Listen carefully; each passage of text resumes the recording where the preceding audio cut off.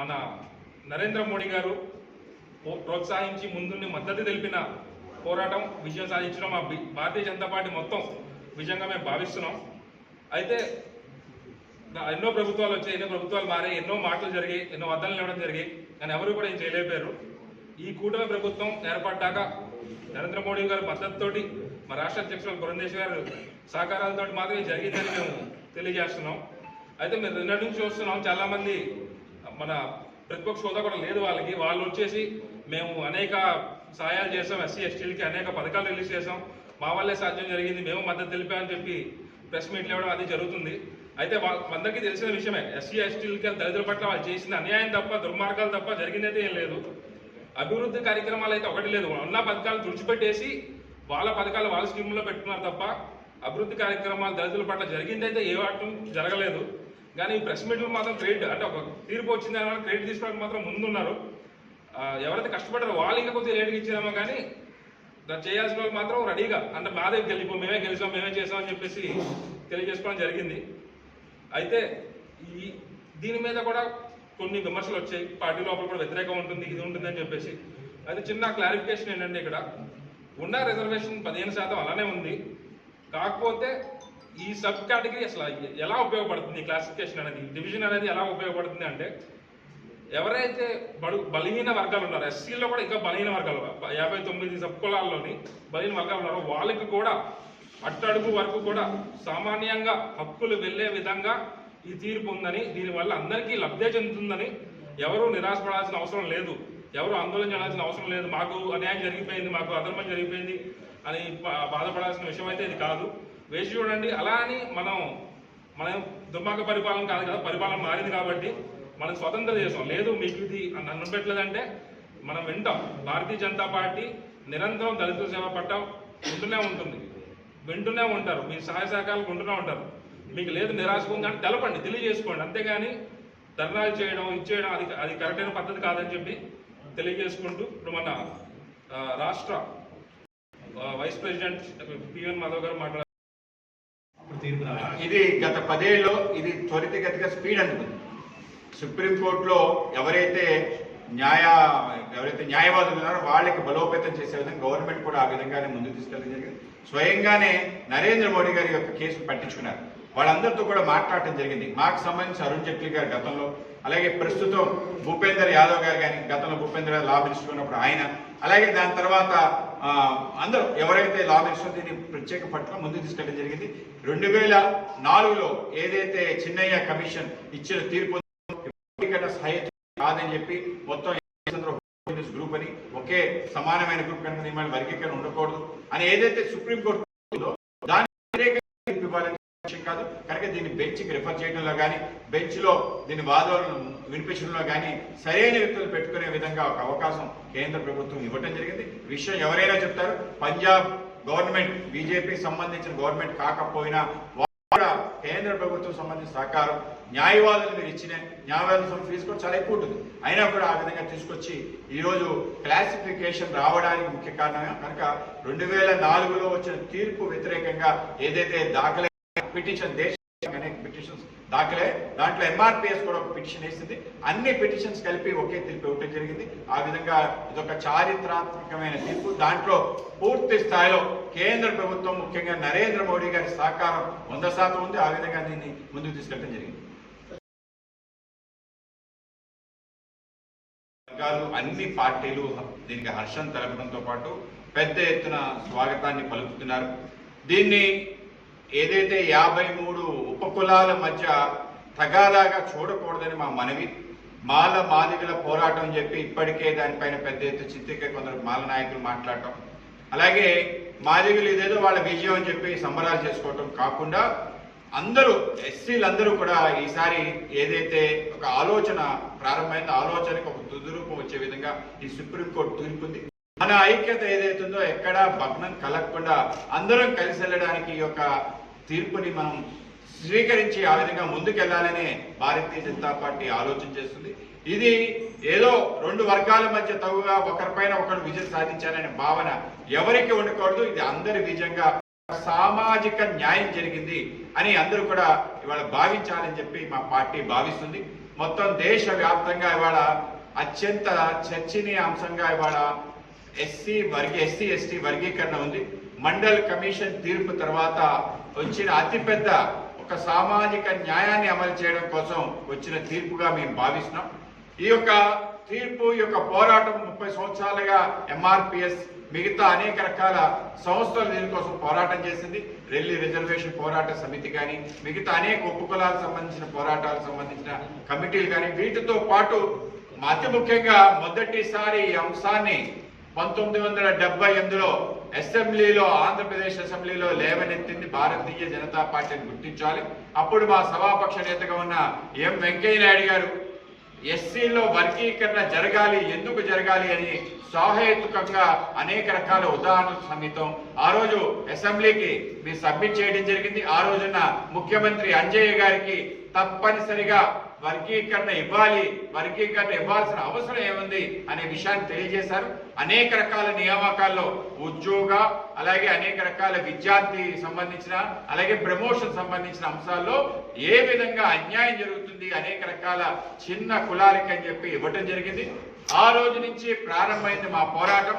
ఈ పోరాటంలో ఎవరు భాగస్వాములైన వాళ్ళకి పూర్తి స్థాయి మద్దతు ఇవ్వడం జరిగింది.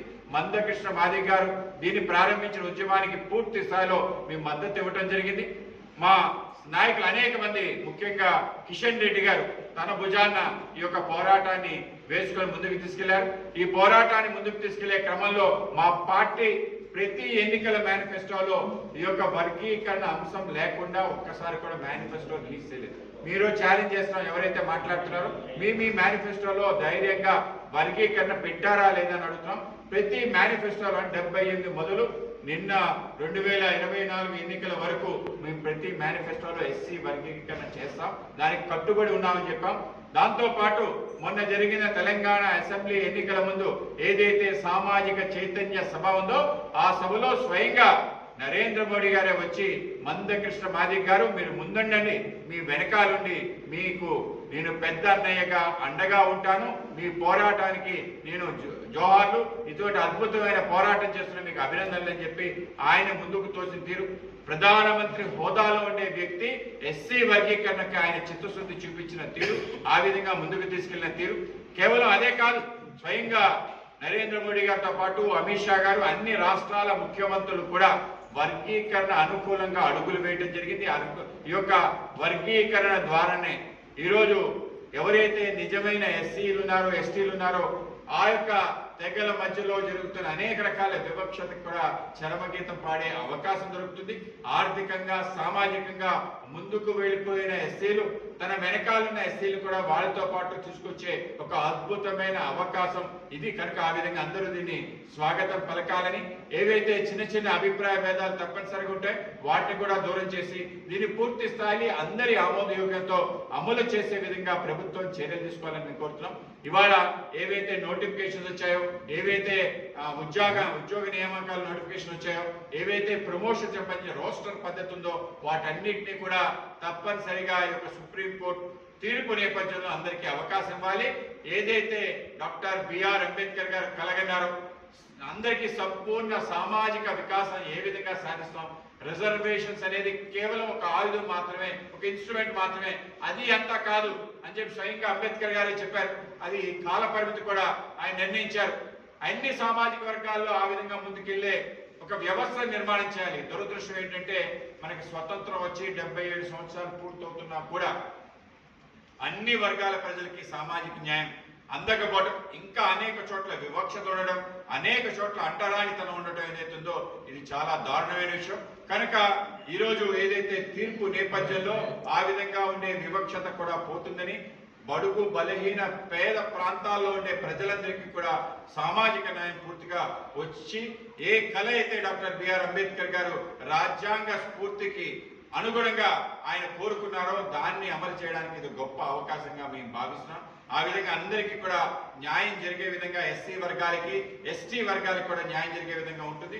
ఇవాళ ఉప కులాల మధ్య ఏదైతే విభజన ఉందో ఆ విభజన కూడా గతంలో చంద్రచూడ్ కమిషన్ కానీ సి రామచంద్రరాజు కమిషన్ కానీ అలాగే మిగతా లూకర్ కమిషన్ కానీ అనేక రకాల విషయాలు చెప్పారు. వాటిని కూడా సానుకూలంగా రాష్ట్ర ప్రభుత్వం ఆలోచన చేసి ఏదైతే ఉప కులాలకి ఏబిసిడి కేటగిరీ అనుకున్నారో ఆ విధంగా ఇచ్చేటట్టు 1-2 అదనంగా ఇచ్చేటట్టు తగ్గించేటట్టు 1981 సెన్సస్ ప్రకారం చేశారు. కాబట్టి ఇవాళ సామాజికంగా అందరూ ముందుకెళ్లే నేపథ్యంలో జనాభా వాళ్ళ యొక్క ఆర్థిక స్థితిగతుల ఆధారంగా దాని ఆలోచన కూడా పునరాలోచన చేయాలని చెప్పి కోరుతున్నాం. ఆ విధంగా అందరికీ ఏదైతే అతి నీచ కింద ఉన్న ఎవరైతే వర్గాలు ఉన్నారో వాళ్ళందరికీ కూడా పైకి తీసుకొచ్చే ఒక ప్రయత్నం తప్పనిసరిగా జరగాలని చెప్పి మేము భావిస్తున్నాం. ఆ విధంగా అందరికీ సమాన హక్కులు, సమాన హోదా, అలాగే సమానమైన న్యాయం జరగడానికి తీర్పు ఇవాళ దోహదపడుతుంది మేము అభిప్రాయపడుతూ దాన్ని పూర్తి స్థాయిలో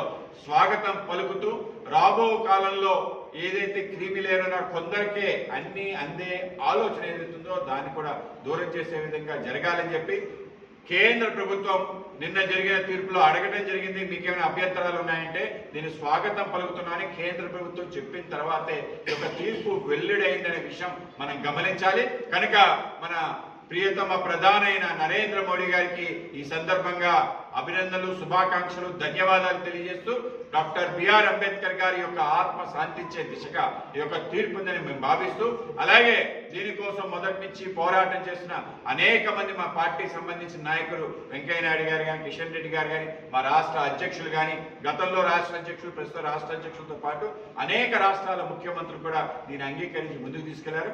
ఆ విధంగా భారతీయ జనతా పార్టీ పూర్తి స్థాయిలో ఈ యొక్క వర్గీకరణ పైన తన చిత్తశుద్ధిని ప్రదర్శించింది. ఇవాళ సాధించామని మేము భావిస్తూ మా ఎస్సీ మోర్చా సంబంధించిన నాయకులందరికీ కూడా ఈ సందర్భంగా అభినందనలు తెలియజేస్తూ ఈ విషయాన్ని ప్రజల్లోకి విస్తృతంగా తీసుకెళ్లాలని, ఇది కులాల మధ్య ఎస్సీ కులాల మధ్య తగుగా మాదిగ తగుగా భావించకూడదని దీన్ని పూర్తి స్థాయిలో వివరించాలని చెప్పి పెద్ద ఎత్తున దీన్ని తీసుకోవడం జరిగింది. ఆ విధంగా ప్రజల్లోకి రాబో కాలంలో మేము తీసుకెళ్లాలని చెప్పి అభిప్రాయపడుతున్నాం. మీరు మన కాంగ్రెస్ మేనిఫెస్టోలు చూడండి, క్లాసిఫికేషన్స్ వల్ల ఒక చోట ఓట్లు తెగిపోతే ఒక చోట ఓట్లు వస్తాయని అభిప్రాయపడ్డారు. బీజేపీ మాత్రం భావించలేదు. కనుకనే మొన్న 2023లో మన లాల్ బహదూర్ స్టేడియంలో పెద్ద ఎత్తున సభ జరిగితే, ఎంఆర్పిఎస్ మీటింగ్ జరిగితే ఆ మీటింగ్ కి స్వయంగా నరేంద్ర మోడీ గారు వచ్చి ఆయన ఉపన్యాసం మీరంతా చూస్తుంటారు. అందరూ ఆశ్చర్యపోయారు. ఆలింగనం చేసుకోవటం, అన్నయ్య ముందుకెళ్ళు, నీ వెనకాల నేనుంటానని చెప్పిన తీరు మనం తప్పనిసరిగా స్వాగతించాలి. ఆ విధంగా నరేంద్ర మోడీ గారు చూపిన చొరవ కారణంగానే ఈ తీర్పు తొందరగా రావడానికి కారణమైంది. బీసీ వర్గీకరణలో ఏబిసిడి ఉన్నాయి కదా, వాళ్ళు కూడా ఏ నుంచి డీకి మాత్రమే, సి నుంచి డీకి మాత్రమే డిమాండ్లు కమిషన్లకు వెళ్ళిపోతారు. అయితే ఎస్సీ వర్గీకరణ కూడా ఒప్పుకోవాలి, ఎలా డిమాండ్లు వచ్చే అవకాశం అంటే సాధారణంగా వస్తాయి. వాటన్నిటికీ కూడా కమిషన్ ఉంటుంది. ఆ కమిషన్ యొక్క ఆలోచన ప్రకారం నిర్ణయం జరుగుతుంది. ఆ విధంగా వాళ్ళ యొక్క సోషియో ఎకనామిక్ స్టడీస్ జరుగుతాయి. అలాగే ఎథనోగ్రాఫిక్ స్టడీ అని చెప్పి వాళ్ళు చేసే వృత్తి ఏంటి, వివక్షత ఏ విధంగా గురవుతున్నారు, సామాజికంగా ఏ విధంగా వాళ్ళు ఉన్నారు, అన్ని కూడా ఒక సైంటిఫిక్ గా స్టడీ చేసే ఒక సిస్టమ్ డెవలప్ చేశారు. ముఖ్యంగా ఎస్టీ తెగల్లో ఆ విధంగా ఎథనోగ్రాఫిక్ స్టడీ పరంగా ఆ వర్గీకరణ సంబంధించిన అంశాన్ని తీసుకురావడం జరిగింది. ఇప్పటికే ఆల్రెడీ రామచంద్రరాజు కమిషన్ ఏబిసిడిలో ఏ కులాలు ఉండాలని కూడా ప్రకటించడం జరిగింది. దాంట్లో ఏమైనా అభ్యంతరం ఆ కులాల వారు ముందు కావచ్చు, అభ్యంతరం చెప్పచ్చు. అద్భుతమైన మేలు జరుగుతుంది. కంపల్సరీ ఆ వర్గాలకు సంబంధించిన వాళ్ళకి పర్సంటేజ్ ఇవ్వాలి. వాళ్ళు 1% ఏ పర్సెంటేజ్, దాంట్లో వెళ్ళి ఉపకులాలు ఉన్నాయి, బికి మాదిగ ఉపకులాలు ఉన్నాయి, సికి మాలా ఉపకులాలు ఉన్నాయి, డికి ఆది ఆంధ్ర మిగతా ఉపకులాలు ఉన్నాయి. ఆ విధంగా 4 కులాలు ఉన్నాయి. చాలా అదమంలో ఉంటాయి, ఎవరికి తెలియదు కులాల పేర్లు, చండాల ఇటువంటి కొన్ని కులాలు ఉన్నాయి. వాటన్నిటికీ కూడా అవకాశం ఇచ్చే విధంగా ఒక ప్రయత్నం జరుగుతుంది. కనుక ఈ వర్గీకరణ ద్వారానే న్యాయం జరుగుతుంది. ఆ వర్గాలు ఉన్నాయని, ఇన్ని కులాలు ఉన్నాయి, ఆ పేర్లు కూడా ఎవరు వినుండరు. కానీ ఇప్పటికీ కూడా చాలా చోట్ల పాకీ పని చేసేవాళ్ళు ఉన్నారు అంటే మనం ఆశ్చర్యపోవాలి. సమాజం సిగ్గుతో తలవంచుకోవాలి. కనుక అటువంటి వివక్షత పోయే విధంగా అందరూ సామాజిక న్యాయం వచ్చే ఉన్నత చదువులు చదివే విధంగా అవకాశాలు రావాలని కోరుకున్నాం. దానికి ఈ యొక్క వర్గీకరణ. ఇప్పుడు మన బీజేపీ ఎస్సీ మోర్చా ఈరోజు ఈ విజయం అన్నది ఒక మాదిగలకి కానీ లేకపోతే మాలలోకి అన్యాయం చేస్తున్నారని కానీ ఏమీ కాదు. ఇది బాబాసాహెబ్ అంబేద్కర్ గారు అందరికీ ఇచ్చిన ఒక గొప్ప వరాన్ని, ఒక మంచి భోజనాన్ని అందరికీ ఇచ్చారు. అంటే మా చిన్న మాటలు ఆ భోజనం అందరూ సమానంగా తినాలి, అందరూ కూడా అభివృద్ధి ఫలాలు అందుకోవాలి, రిజర్వేషన్ ఫలాలు అందుకోవాలి అనే ఉద్దేశంతో బాబాసాహెబ్ అంబేద్కర్ గారు మాకు ఇచ్చిన దాన్ని ఈరోజు ఏంటంటే నరేంద్ర మోదీ గారు ఒక సపోర్ట్తోని మందకృష్ణ మాది గారికి ఇచ్చిన సపోర్ట్తోనే మేము ఈరోజు గెలిచాము, కోర్టులో మంచి తీర్పు ఇచ్చారు అంటే కేవలం ప్రధానమంత్రి గారు ఇచ్చిన దానివల్ల అయ్యింది. ప్రతి ఒక్కరికి కూడా అందరికీ ఇంట్లో ఉన్న తల్లి బిడ్డ అందరికీ కూడా సమన్యాయం జరగాలనే ఉద్దేశంతో ఇది జరిగింది. కాబట్టి ఈ అవకాశం ఇచ్చిన ప్రధానమంత్రి గారికి అలాగే మా రాష్ట్ర అధ్యక్షురాలు గారికి ఇంకా బిఎన్ మాధవ్ గారి అందరికీ నమస్కారం. Thanks for watching. Please subscribe our Spy News Live channel.